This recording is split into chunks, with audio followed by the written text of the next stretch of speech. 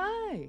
Welcome back to my channel. Today, we'll be discussing Your Wish is My Command by Sagold. Before we get started, there will be spoilers, so if you don't want me to spoil this manhwa, go ahead and click off now. No worries, I'll catch you next time. For those of you left behind, let's go over some content warnings. There may be references to violence, blood, death, murder, pseudo-incest, obsession, mentions of car accidents, sexual assault, disordered eating, pet abandonment, PTSD, self-deprecation, drowning, drugging, BDSM, rape, gossiping, confinement, manipulation, breakups, and suicidal ideation, as these things do appear in the manhwa. But if that's all good with you, let's go and get started.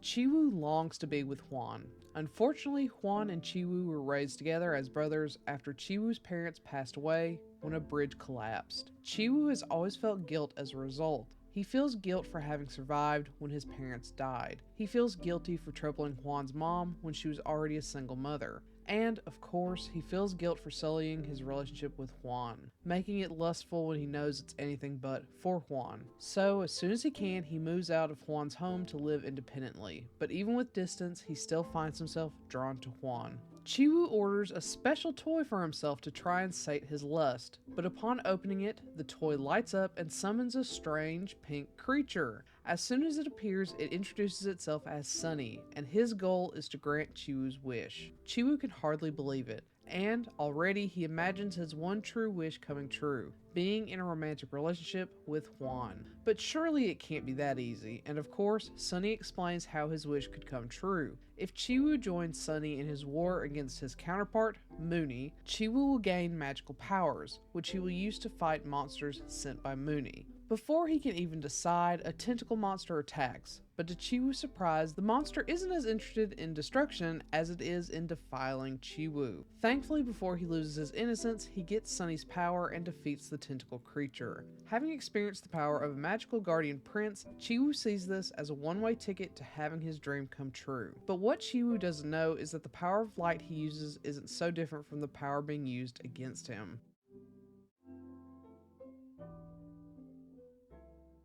To start with, Sagold is everything. Their art is super recognizable and equally clean, often with vibrant colors, and this series is a perfect example of all of those elements. I love the magical boy aesthetic, which fits Sagold's style perfectly. Both of our main characters are nice to look at, though my favorite has to be Hwan. Hwan goes from clean-cut handsome to grungy handsome, and I love me a grungy hottie, something you don't often see in manhwa. Chiwoo is cute, of course, though his face is a bit inconsistent, sometimes being very narrow, other times very wide. However, I'd be remiss if I didn't mention the most crucial part of his magical boy ensemble, his dildo.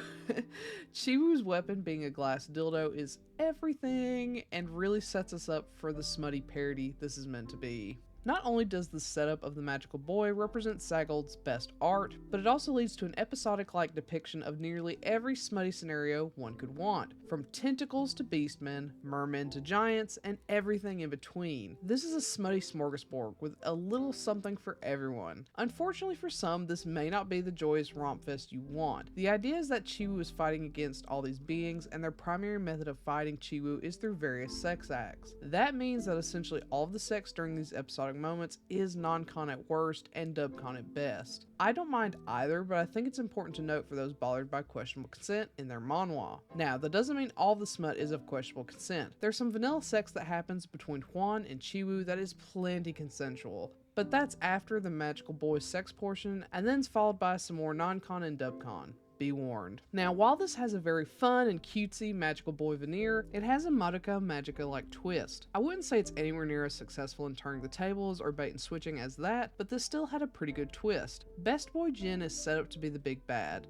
With his unrequited love for Chiwoo and his interactions with Mooney, it's assumed that he's causing all the trouble. But then it's revealed that Jin isn't even real. He's a monster created from Mooney's power by the real big bad, Juan. It's also revealed that the war between Mooney and Sunny is what caused the bridge collapse that killed Chiwoo's parents. These cutesy creatures, beautiful clothes, and oddly sexual monsters are all a facade for what is a destructive battle that has gone on for generations and taken the lives of many innocents. I love that Juan ends up being the villain, and his jealousy of Jin growing closer to Chiwoo is his ultimate undoing, as destroying Jin leads to Chiwoo leaving him for good. I especially like that while Chiwoo's wish doesn't come true, Juan's does in a monkey's paw-like kind of way. History is rewritten, and Chiwoo lives as if the bridge never collapsed, meaning he ultimately moved away from Juan. This means Juan grew up entirely alone, and while he has all of his previous memories with Chiwoo, no one else does. However, the only way Chiwoo would have ever been happy with Juan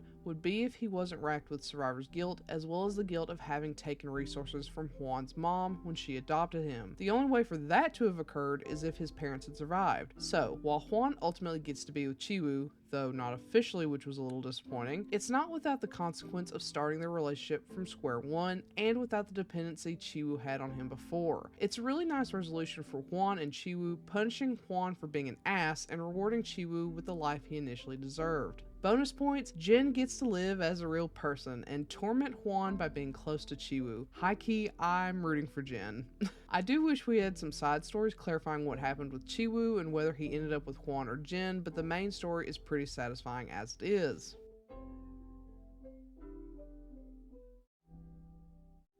With all it being said, I really enjoyed this. It isn't perfect by any means, and even with its length of 69 episodes, haha, funny number, it doesn't feel complete. The early episodes are a fun smutfest with lots of different dynamics and tropes all rolled into a single series, which is great. The BL twist on the magical girl genre is also a unique story element I would have never expected. However, if you're hoping for a complete romance, you might be disappointed. As much as I like what we have, I can't call this a favorite simply because of how lacking the romance is. If the day ever comes that some side stories come out to round out this series, I have no doubt this will end up in my favorites. I recommend this one. So, have you read Your Wish Is My Command? If so, what do you think? Do you agree with my assessment? Do you not? Let me know and comment below. Otherwise, I'll catch you next time. Bye!